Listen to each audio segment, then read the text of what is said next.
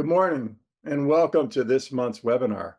Each month we produce a webinar based on what customers are talking about, what prospects are calling me, what CEOs, what topics CEOs and others are wanting to talk about today. And last month we talked about how do we develop a growth plan even in times of uncertainty. If you missed it, please reach out. I'll send you a link on my YouTube channel. But today, what's been coming up ever since the tariffs and all the other challenges is how do we deliver a price increase that sticks?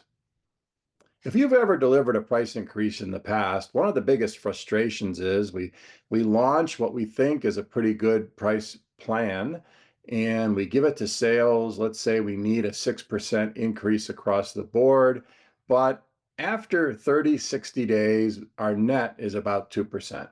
What happened? Why did that occur? And what could we do so that doesn't occur in the future? And that's what today's all about. If you haven't been to one of my webinars, typically they're pretty fast paced. You're not going to need an hour. There's times where I'm going to ask for audience participation, but it's going to be very quick. And my goal is this is something that you can listen to, refresh, share with other people, maybe listen in your car ride, and help your team deliver a price increase that sticks. As I said, my last webinar, if you're interested, is how do you grow revenue in uncertain times? We covered the steps that I have all my clients using, and it's never failed. I've been doing this just short of 40 years.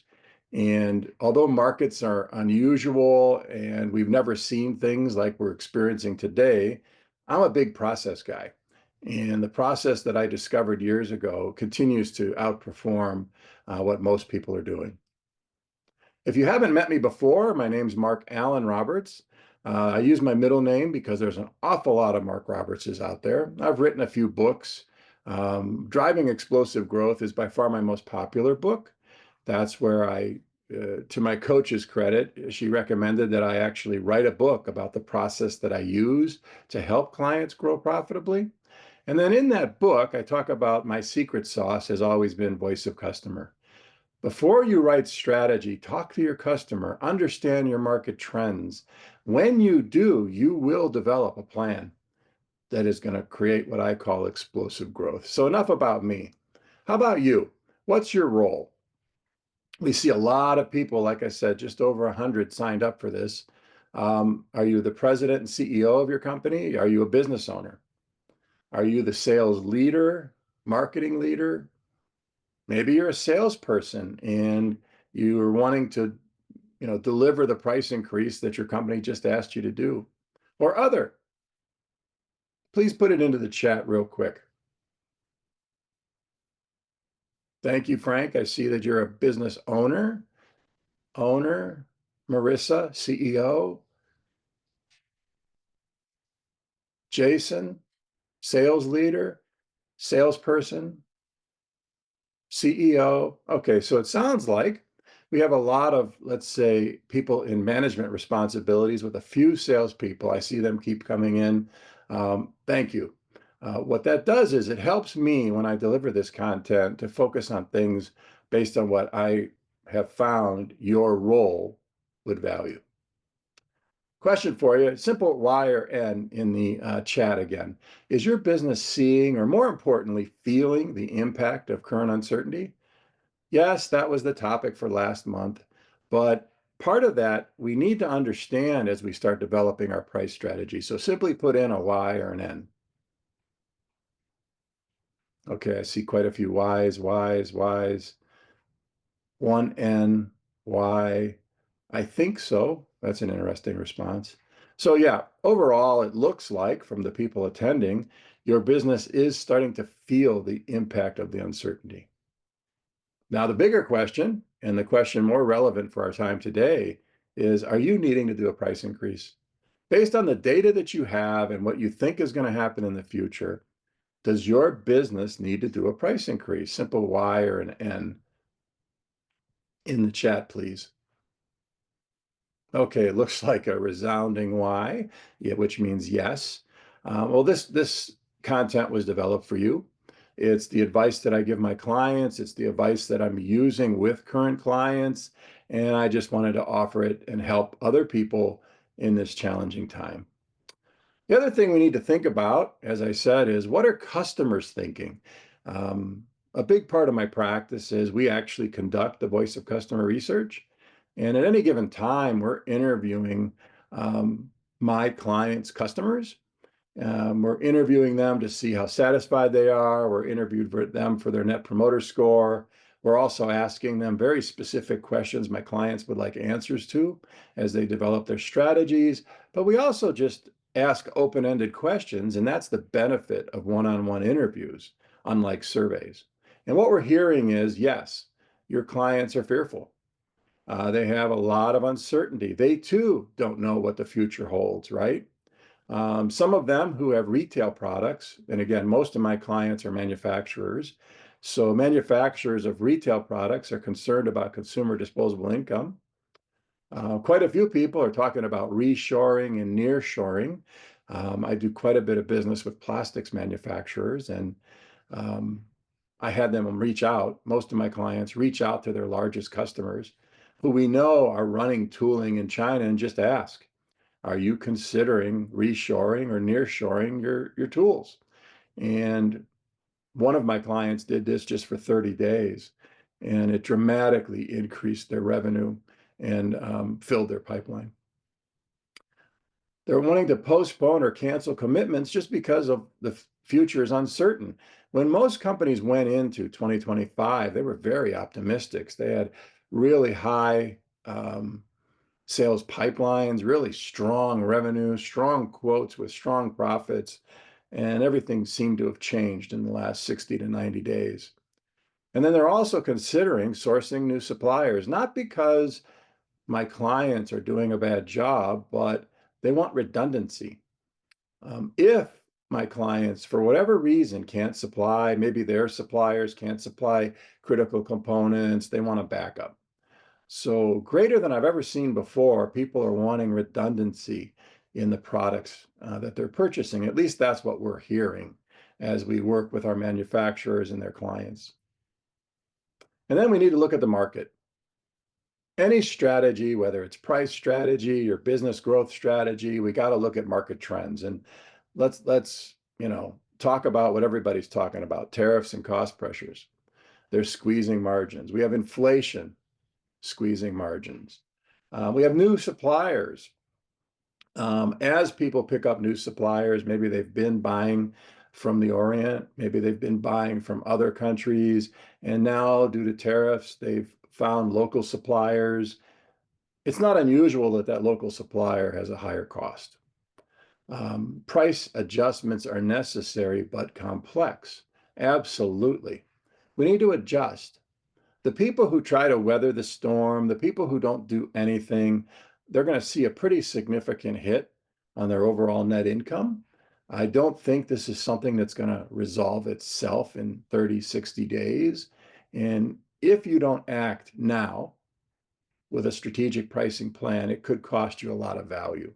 World events, unfortunately, we've got disturbances throughout the world, and some of those wars are actually creating shortages in critical raw materials. One of my electronics distributors was sharing that he's having a difficulty receiving some of the key components that he's purchased for years. And when we look at the root cause, it's because of the raw material used to make those components is in a part of the world that currently, is in the middle of a war. And then material shortages. There's all kinds of different materials. And unfortunately, over the years, quite a few people have outsourced some of those materials to other countries. And now, due to the tariffs, we really don't have local supply yet. So today's focus, how do we adjust prices strategically and protect our customer relationships? I would argue I probably should have wrote that another way. How do we improve customer relationships even in the face of a price increase? So what are the biggest factors in a successful price increase? Well, let me help you. What do you think? You could just put it into the chat. Is it A, customer relationship? Is it B, the years that we've served our customer? C, my salesperson and my salesperson's relationships with the customer. D, our price strategy and our plan. Or E, competitor price actions. Please put it into the chat, A, B, C, D, or E. What do you think? What have you seen actually in your business with your years of experience? I'm seeing a couple A's, an E. Basically, what they're saying is, we're going to strategically adjust our prices based on what our competitors do. Salesperson, C. Couple more B's. Basically, what those folks are saying is, I've had the most success with customers that have valued me the most over time, and we have a great relationship. But the answer actually is price strategy and plan. Like anything else, you started 2025 with a business plan, and you should have created a strategy with tactics. We need the same thing. We need the same thing when we implement a price increase. And when price increases go wrong is when we don't have a thorough plan. And I hope to give you some insights, some ideas today on creating that plan for your organization. Your plan, but also the mindset. The mindset of your salespeople, the mindset of your customer service people, the people that are going to be communicating the price increase have to have the right mindset. I've seen it back when I was the vice president and president of a couple of companies. If the salespeople don't believe that the price increase is required, they're not going to give it the right effort. And oh, by the way, your customers can feel it. A salesperson who doesn't believe a price increase is required and they're worried that it's going to hurt the relationship is going to say something like, well, unfortunately, Frank, I have to raise my prices. It's not something I want to do, but I'm told I need to raise all your prices 6%. Well, chances are that person hasn't been trained, and chances are the customer has. So the customer is going to blink. The customer is going to make that salesperson feel really uncomfortable.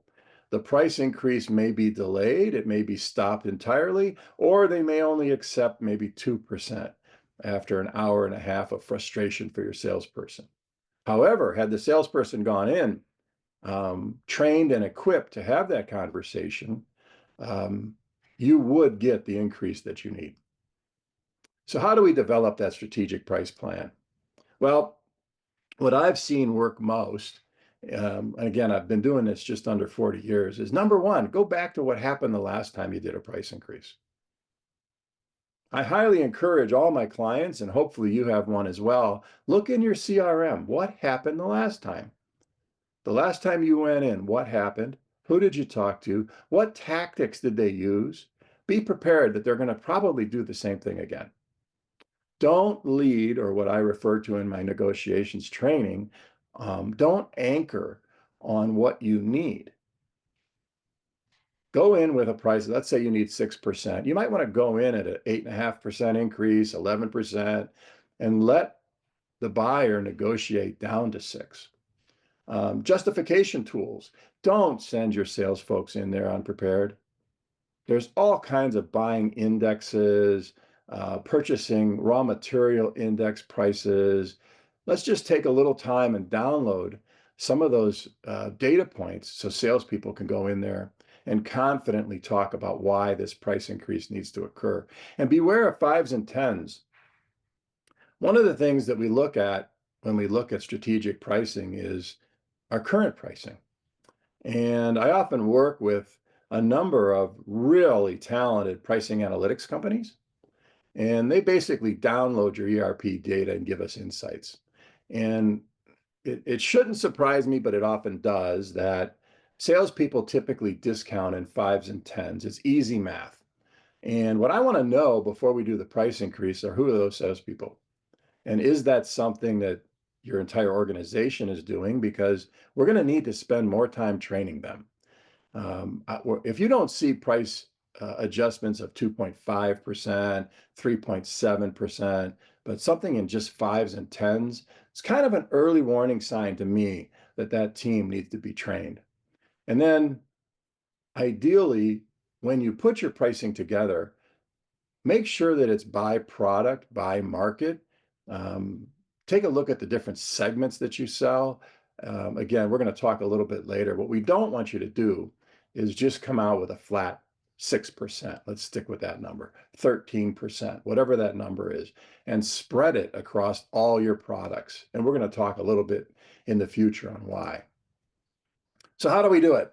Well, I'm a big process guy. If you read my book, I lay out the steps that it requires to grow a company profitably. If you read my book on voice of customer, I lay out the steps to have a very successful voice of customer interview process. And in this process, number one, clear why. Why is the price increase needed? Understand current costs. We're going to have a slide on that, but all the costs, right? Not just your cost from the vendor. Tailor the increase by customer tier. In other words, most of my clients, pretty much all my clients today, have tiered their customers, A, B, and C customers by revenue.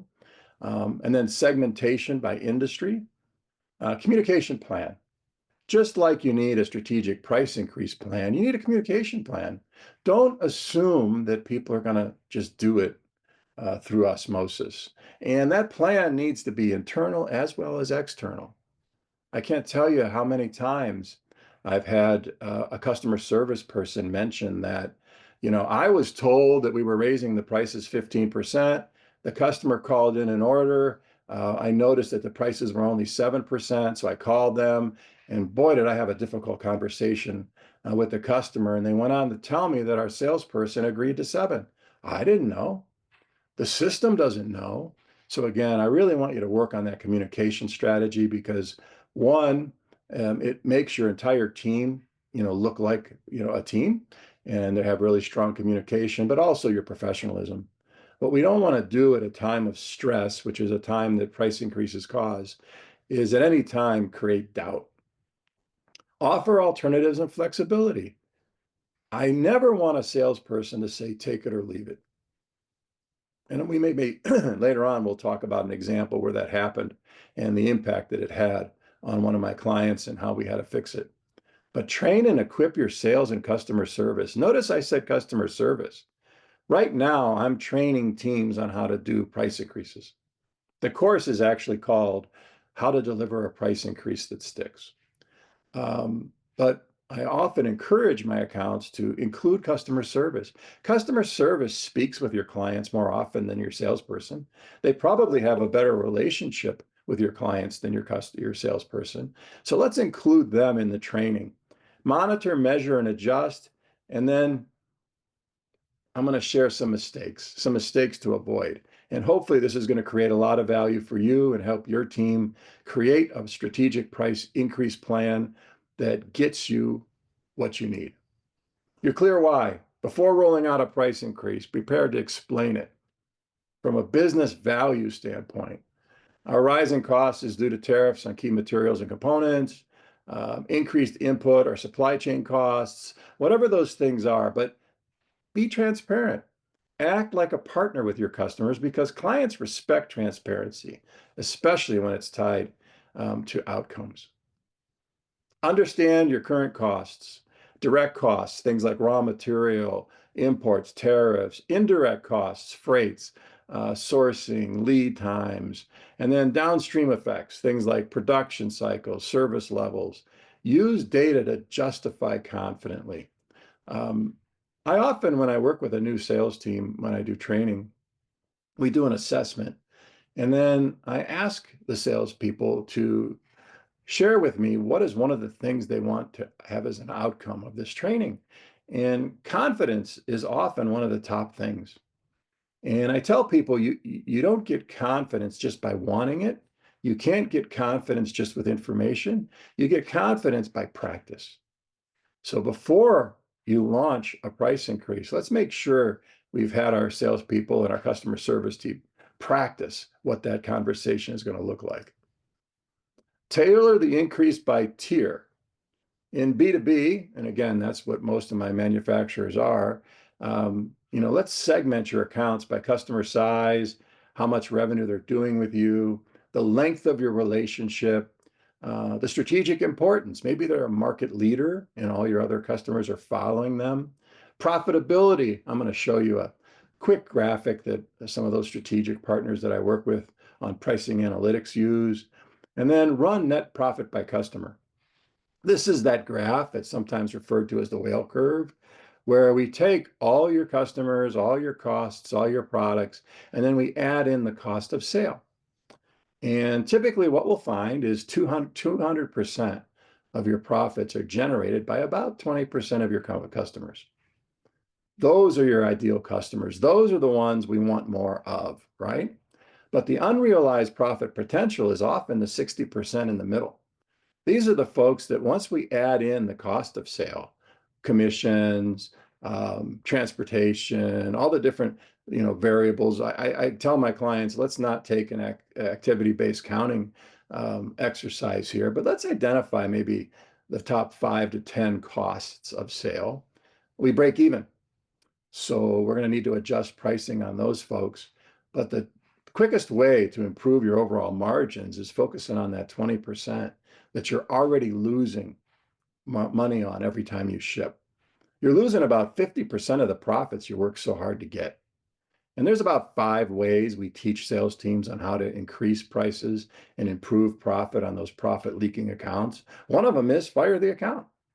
If they won't accept a price increase, if they won't have a business discussion, let your competitor lose money on them. Go beyond blanket increases. This is really one of the big takeaways I'd like you to have. Maybe you're in a position of sales leader where, maybe your finance and accounting team just gave you the price increase. But we want differentiated pricing based on specialized products. So if you have a proprietary product, obviously the margin that we should expect is much greater than a product that's maybe a commodity. I would recommend cost pass-through clauses on our contracts, contract escalation clauses, maybe based on raw material, and then value-based pricing based on benefits. If this is a critical component to one of your customers' products or services, we might want to price it a little bit higher than, again, one of those commodity products that they could get anywhere. But don't just spread the peanut butter. That's the number 2 thing I want you to think about. In the analytics community, they call it spreading the peanut butter. What they mean by that is you need a 6% increase. So you just spread a 6% increase across all your products and services. The problem with that is a couple things. One, you're going to be raising prices on commodity prices and possibly putting yourself at a position where you're not competitive anymore. But more often than not, you're not raising those critical proprietary products enough. So again, what I recommend is if you have really strong accounting and finance folks, work with them and create your strategy by account, by product. And you're going to actually realize a much better return. Communication. Create your communication plan. Again, Mark, this sounds so simple. Why are you even mentioning it? Because I've seen people not do it. Communicate early and transparency. Train your salespeople in advance. Before the first communication goes out in your newsletter, in an email, make sure your salespeople are trained, particularly in negotiation skills and how to handle objections professionally. Give your customers some time. Most customers will have a contract requiring 30, 60, 90-day advance notice, but then really explain the whys. Not only explain the whys to your internal team, but have the data to explain the whys to your customers. Now, I'm not saying tell your customer that your cost went up, $14.75 because a good buyer is going to use that against you. But what I am saying is just share some of those data points because your buyers are expecting this to occur. Don't let any of them fool you that you're the only one doing it. Remember back during the pandemic, some of my clients had to raise their prices 2 and 3 times. And each time one of their customers said, you're the only one doing it. Well, in our negotiations class, we actually teach what that strategy is and how to handle it. We need to be able to talk about value though. And again, if your salespeople aren't trained, and about 50% of salespeople have never been trained in sales skills, by the way, so don't feel bad. They've been trained in product, they've been trained in how to enter an order, they've been trained how to use the CRM, but they haven't received sales skills training. So often they become transactional and they're not consultative and they're not actually talking about the value of why your company. So we need to equip them with that to have value-based conversations. And again, buyers respect facts and clarity. Untrained salespeople without a communication plan, without tools to justify the price increase, are not going to win the price increases that you need. Offer alternatives and flexibility. This one usually gives like the CEOs on the call or business owners pause. Whoa, whoa, whoa, whoa, Mark, I told you I wanted this increase. Yeah, I realize that. But there's a lot of different ways to get a margin increase. Perhaps to avoid maybe the entire 11%, we grow our volume with the account and we get more operations efficiencies and we pass some of those efficiencies on. Maybe we offer early renewal contract benefits, multi-year contracts to stabilize pricing. But again, make sure if you're doing that, we have a cost escalation clause. Typically, the cost escalation clauses have a certain percent. If my raw material prices change by X, we have the right to come in and adjust pricing. Tiered offerings to control spend. Increased share of wallet. Often when we do voice of customer research, we find out that, maybe you've got 30% of the business. If you ask your salespeople, they'll tell you you've got all of it, 90%. But when we interview the buyers, you have about 30%. There's quite a few things that they're buying that they could be buying from you, but they're buying from competitors. Sometimes it's because they don't even know you have them. And again, that's not a knock on your salesperson. Your salesperson's trying to give them amazing service, timely service, and they feel sometimes uncomfortable trying to win new business. But at a time of a price increase, it's a great time to say, well, tell you what, maybe we should take a blended profit margin approach on your business. If you could give me some of this, and this business, let me go back to my sales manager and come back to you. Empower customers to manage cost increases and then kitting. Another strategy that I've seen manufacturers use very effectively at a time of a price increase is kitting. Talk to your customers, understand their manufacturing process.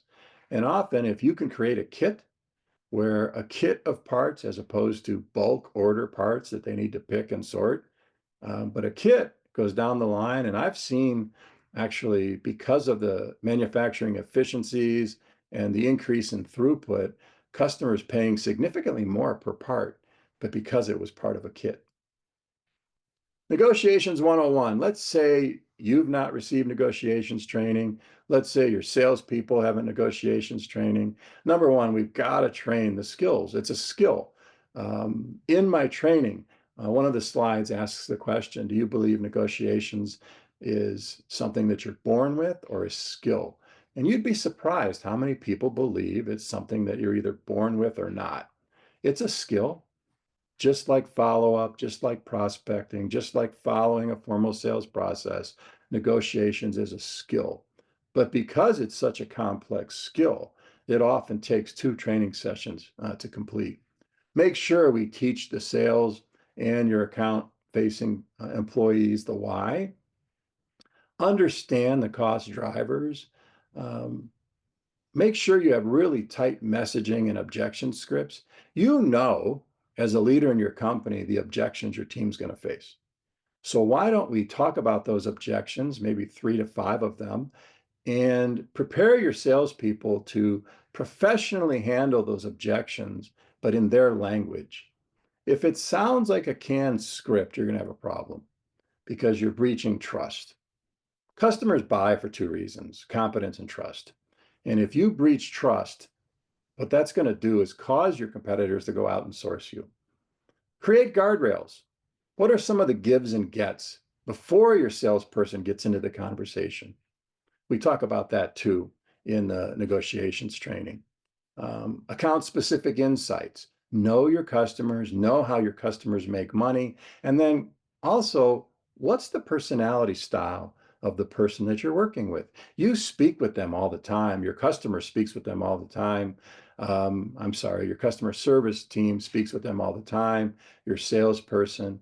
Based on your interactions, what's their personality style? Because we want to make sure that our communication, even our pricing communication, fits their style.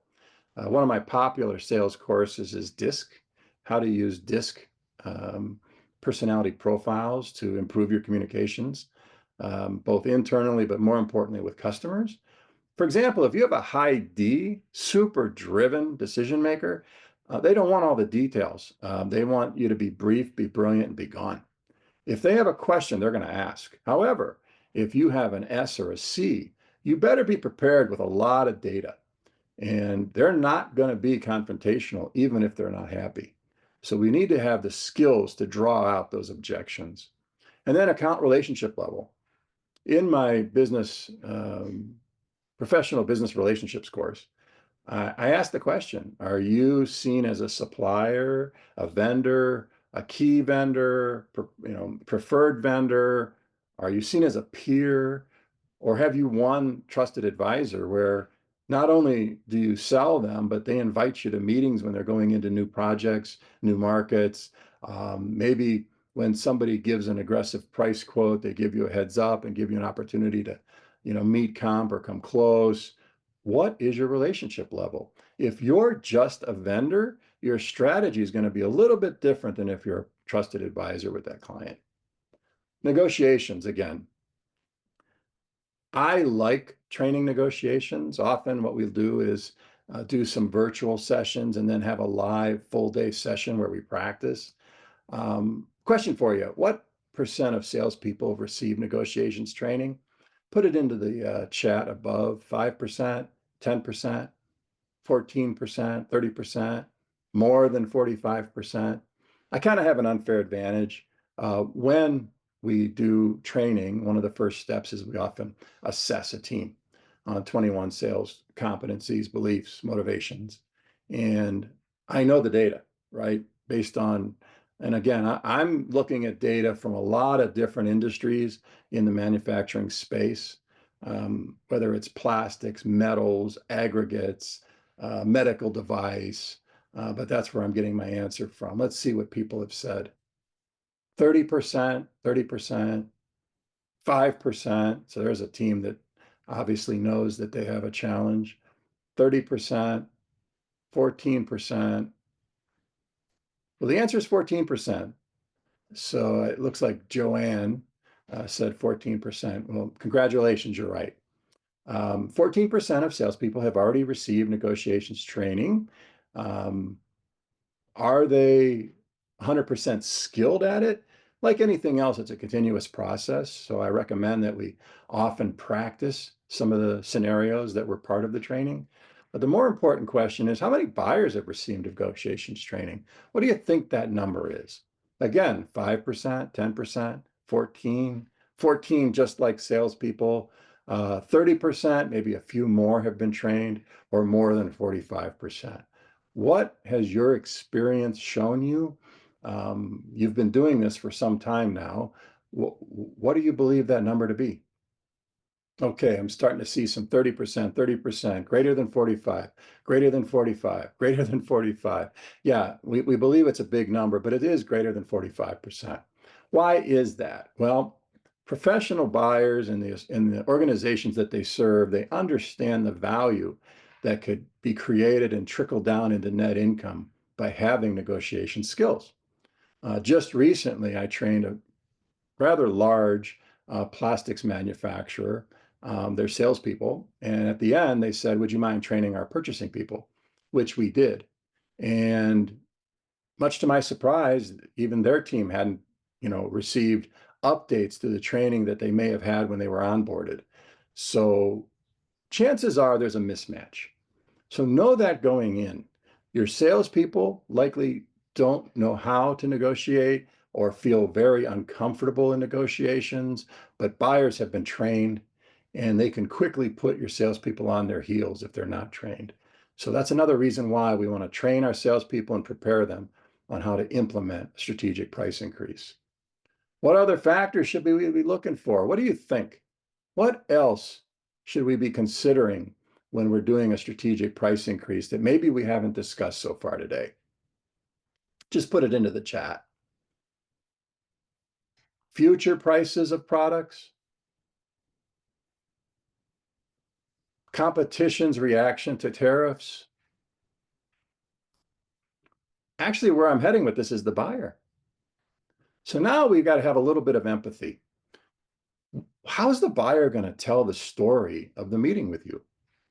Believe it or not, if you plan for that, you're going to have a successful meeting. But let's talk about two scenarios. Scenario one, the salesperson comes in, you're one of their largest vendors, the cost of changing their system and their processes and all their PPAPs and all that is too great. You come in, you say, look, I need 11%, take it or leave it. My company told me to do this. The buyer's upset, but he has to do it, but he's got to tell that story internally. Now, what are his leaders thinking? You know, why do I have this person, right? Well, I could have done this with AI. Scenario number two, you need 11%. You start out at 15%. You collaborate, you work with the buyer, you turn the buyer into an internal champion. Maybe you pick up some new products. Maybe you pick up some additional revenue to get, you know, the price increase not to be so great, but you end up at 11%. Now that buyer is going to tell his team, look, they came in XYZ. I couldn't believe it. Our largest vendor came in and asked for 15 to 20% price increases. But look, I spent 90 minutes with them and we got them down to 11. What story is better? Obviously, you know, if you're on the receiving end, the best story is we didn't accept the price increase, but the reality is we're going to have to, and your clients are going to have to. So think about how the buyer is going to communicate it, and then monitor, measure, and adjust. Again, I'm a big fan of CRMs, and I want those who are communicating price increases logging it. I want to know the date and time that they met, who they met with, what was the response, what were some of the communications and the notes that you took. Track communication, customer reactions, and retention. If it's a large account and you feel that the business is heading in the wrong direction, by all means, bring in power. It could be your sales manager. It could be the chief revenue officer. I've seen some company CEOs join meetings with large accounts. But watch your competitors' pricing, but don't do what they're doing because that assumes they're smart.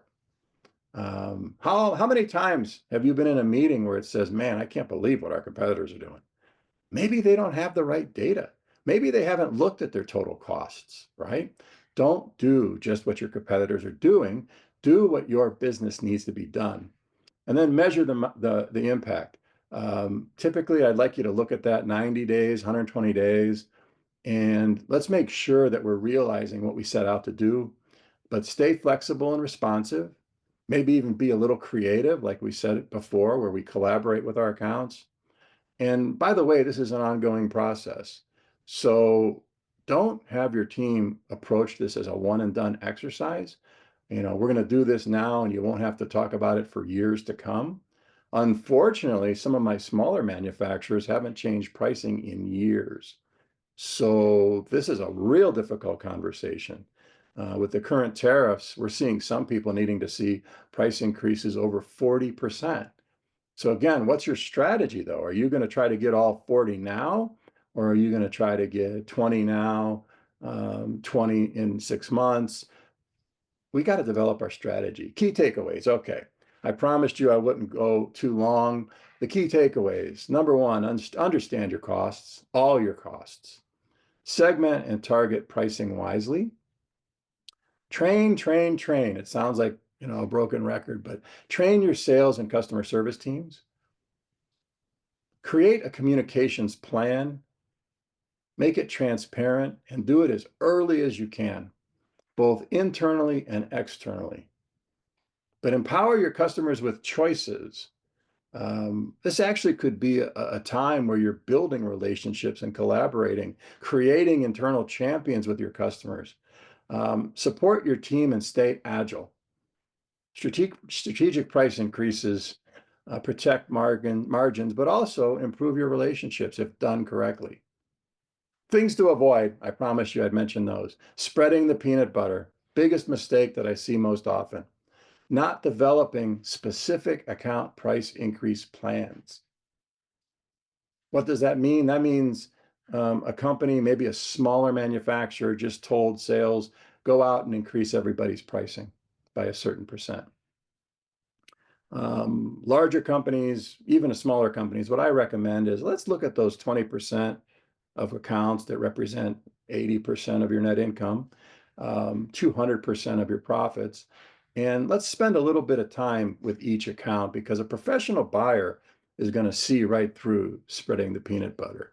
But if you come in there with a line item list of all your products, some are going to go up 2%, some go up 13%. They're going to have a lot more respect for you. They're not going to like it, but I believe it builds trust. Lack of preparation. They don't have a communication plan. They don't have the data. They just go out and start. Just make it happen. Not training your salespeople.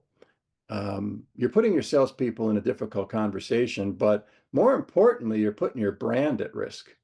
So take the time to prepare your salespeople, customer service, on how to handle this conversation. Lack of a communication plan and timing considerations. Sales mindset. Other words, do they believe that the price increase is needed? If they don't believe it's needed, the energy and the success that they're going to have is much different than if they know the facts and you've done a great job of teaching them why we have to increase the prices. And then not selling value. When I train buyers, one of the first things I want them to do is commoditize whatever the salesperson is selling them. Yeah, you're not all that unique. The following other vendors do that, but your price is at 30% higher, and typically an untrained salesperson is going to quickly discount. They need to be able to speak in terms of value. How do you deliver value to your customers? How do your customers make money? Those are the conversations that we need to prepare our salespeople to have. This is a slide that ends up in most of my training, and maybe even some people get sick of seeing it, but I wholeheartedly believe it. How you sell is more important than what you sell today.